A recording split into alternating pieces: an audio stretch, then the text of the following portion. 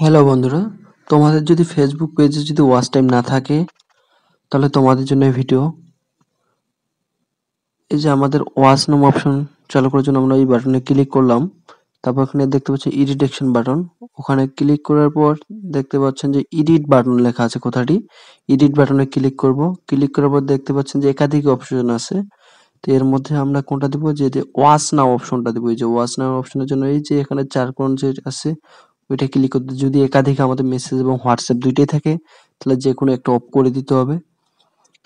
এই অফ করে দেওয়ার পর আমাদের এখান থেকে এই যে 4 নম্বর ওয়াচ নাও এখানে ক্লিক করে এই যে এখানে যেখানে ইউআরএল যাচ্ছে এখানে আপনাদের ইউটিউবের লিংকটা দিবেন।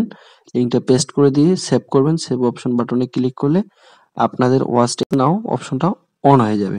চ্যানেলটি সাবস্ক্রাইব করে পাশে থাকুন, বেল আইকনটি অন করুন। এখন আমরা আগের জায়গায় ফিরে যাব। এখন দেখবো যে আমাদের প্রোফাইল এ এড হয়েছে কিনা। আমরা দেখতে পাচ্ছি আমাদের ওয়াচ নাও অপশনটা চলে আসছে।